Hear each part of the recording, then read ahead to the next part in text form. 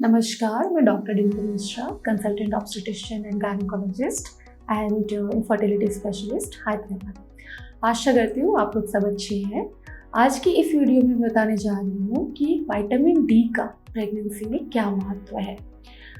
सबसे पहले जानेंगे कि विटामिन्स क्या होते हैं। विटामिन्स जो है हमारे बॉडी में माइक्रो न्यूट्रिएंट्स होते हैं, जैसे विटामिन्स, मिनरल्स, ये जो होते हैं ये हमारे बॉडी में ऑलमोस्ट सारी ही प्रक्रिया को कंट्रोल करते हैं, रेगुलेट करते हैं। ये जो विटामिन्स है, मिनरल्स है, ये हमारे शरीर में एडिक्वेट क्वांटिटी में, मतलब नॉर्मल मात्रा में होना बहुत ही ज़रूरी होता है। विटामिन्स जो है वो दो तरीके के होते हैं। एक होते हैं वाटर सॉल्युबल विटामिन्स, जो वाटर में डिजॉल्व होते हैं। इस कैटेगरी में आते हैं सारे बी कॉम्प्लेक्स के विटामिन्स, विटामिन सी और फॉलिक एसिड। हालांकि ये वाटर सॉल्युबल होते हैं, तो जब कभी भी इन विटामिन्स की मात्रा हमारे शरीर में ज़्यादा हो जाती है तो ये हमारे लिए नुकसानदायी नहीं होगा, क्योंकि हमारा शरीर इसे पानी के थ्रू बाहर लेके आ जाता है। दूसरी विटामिन्स होते हैं फैट सॉल्युबल विटामिन्स, जो होते हैं vitamin A, vitamin D, vitamin E and vitamin के। ये जो विटामिन्स होते हैं ये हमारे बॉडी में काफ़ी लंबे समय तक डिपॉजिट रहते हैं। तो फैट सॉल्युबल विटामिन की कभी भी अगर कमी होती है या ज़्यादा मात्रा में होते हैं तो वो हमें नुकसान करते हैं, क्योंकि बॉडी जो है वो इसे हमारे शरीर से बाहर नहीं लेके जा पाता। अब हम लोग आते हैं एक बहुत ही इम्पॉर्टेंट विटामिन जो हमारे लिए, हमारी प्रेगनेंसी के लिए काफ़ी इम्पॉर्टेंट होता है, उसे कहते हैं विटामिन डी। सबसे पहले हम लोग जानेंगे विटामिन डी क्या है। विटामिन डी जो है फैट सॉल्युबल विटामिन है, जिसका स्ट्रक्चर स्टेरॉइड से मैच करता है, स्टेरॉइड की तरह ही होता है। विटामिन डी के फंक्शंस हमारे बॉडी में बहुत ही इंपॉर्टेंट होते हैं। वन बाय वन मैं इस फंक्शन के बारे में बताऊंगी। सबसे पहले मैं बताऊंगी विटामिन डी जो है हमारे हड्डियों को मजबूत करने के लिए बहुत इंपॉर्टेंट होता है, क्योंकि विटामिन डी की मदद से ही कैल्शियम और फास्फोरस, जो हड्डियों के इम्पॉर्टेंट मिनरल्स होते हैं, वो हमारे आंत के थ्रू अब्जॉर्ब होते हैं। इसका मतलब अगर विटामिन डी की कमी होती है तो अगर हमारे बॉडी में सफिशिएंट अमाउंट में कैल्शियम है तो भी इसका एब्जॉर्प्शन नहीं होता, कैल्शियम की कमी होती है। तो विटामिन डी की कमी की वजह से हड्डियाँ कमज़ोर पड़ जाती है। ये कमी छोटे बच्चों में हो या एडल्ट में हो, अल्टीमेटली हड्डियाँ कमज़ोर हो जाती हैं।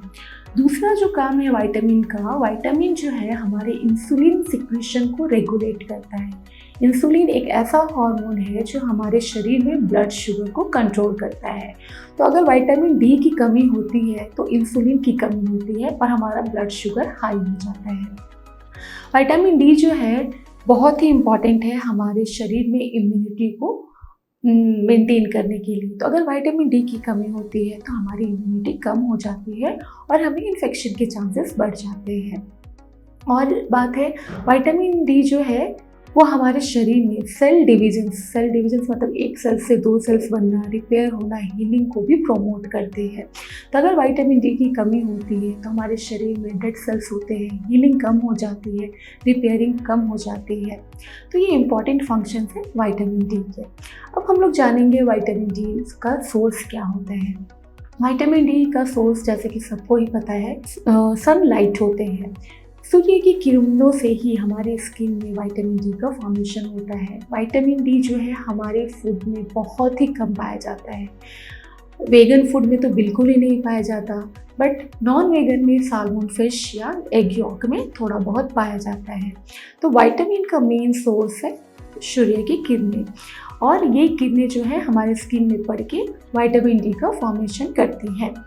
अब हम लोग जानेंगे कि विटामिन डी की कमियां किन्हें हो सकती हैं, कौन से वैसे ग्रुप हैं जी जो ससेप्टेबल होते हैं विटामिन डी की कमी के लिए, और हमें उनको स्पेशल प्रिकॉशन देना होता है। सबसे पहले जानेंगे कि आजकल हम लोग सनलाइट से बचने के लिए सनस्क्रीन लगाते हैं।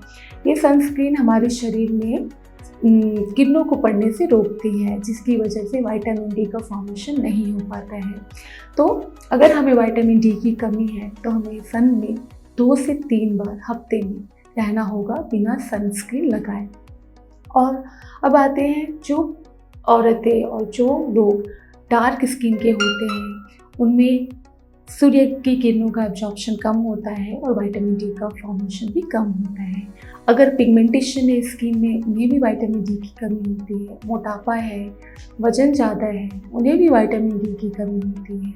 अगर सेडेंटरी लाइफस्टाइल है, इमोबिलाइजेशन है, ज़्यादा काम नहीं करते, उन्हें भी विटामिन डी की कमी होती है।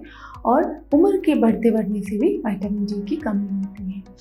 कुछ स्टडीज़ में ये भी पाया गया है कि विंटर में और स्प्रिंग में, मतलब ठंड और बसंत ऋतु में जो है विटामिन की कमी 3 गुना ज़्यादा बढ़ जाती है, क्योंकि उस समय सूर्य की किरणें उतनी स्ट्रॉन्ग नहीं होती।